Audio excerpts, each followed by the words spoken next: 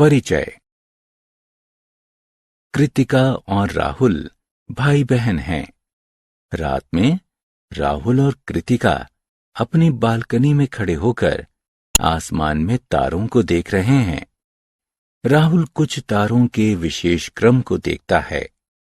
कृतिका उन्हें देखकर बहुत उत्साहित हो गई है। वह राहुल से कहती है कि उसे आसमान के विषय में और अधिक बातें बताए। इस अध्याय में आप कुछ खगोलीय या आकाशीय पिंडों के विषय में जानेंगे। आओ सीखें। सूर्य का वर्णन करना। पृथ्वी के लिए सूरज, सूर्य के महत्व को बताना। चंद्रमा का वर्णन करना। चंद्रमा के महत्वपूर्ण आकारों की सूची बनाना। सूर्य एक चमकता तारा है। ये बहुत ही गर्म और बड़ा है। यहां तक कि ये हमारी पृथ्वी से भी बड़ा है।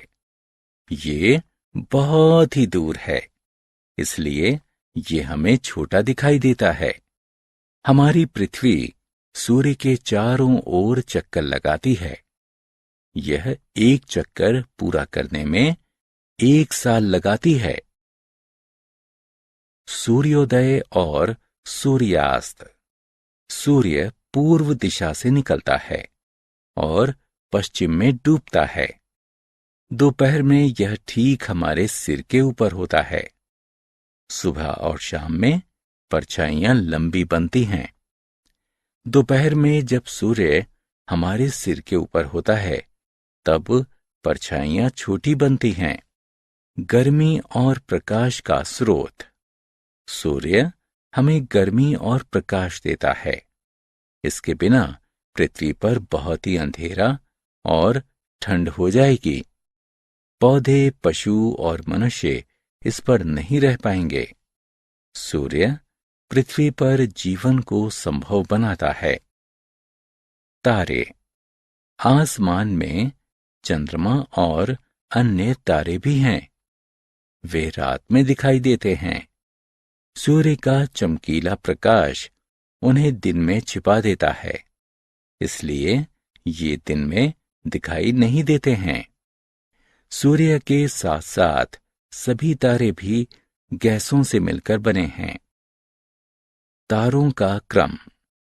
तारे आसमान में सुंदर क्रम बनाते हैं। चलो अब इनके कुछ रोचक क्रमों को देखते हैं। चंद्रमा। चंद्रमा हमारी पृथ्वी का एक प्राकृतिक उपग्रह है। ये पृथ्वी के चारों ओर चक्कर लगाता है और अपना एक चक्कर 28 दिनों में पूरा करता है। इस पर चट्टानें और बड़े गड्ढे पाए जाते हैं। चंद्रमा पर पानी नहीं होने की वजह से उस पर जीवन संभव नहीं है। चंद्रमा का अपना प्रकाश नहीं होता है। यह सूर्य के प्रकाश को परावर्तित करता, अर्थात इससे सूर्य का प्रकाश टकराता है, इसलिए यह चमकीला दिखाई देता है। यह सूर्य से भी छोटा है, लेकिन ये बड़ा इसलिए दिखाई देता है क्योंकि ये सूर्य की अपेक्षा पृथ्वी के अधिक पास है। चंद्रमा के आकार। पृथ्वी के चारों तरफ चक्कर लगाने से चंद्रमा का आकार लगातार बदलता रहता है।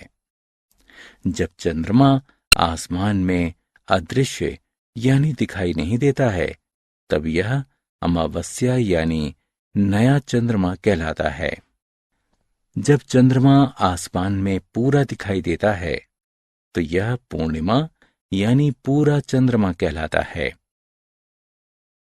हमने क्या चर्चा की? सूर्य एक तारा है।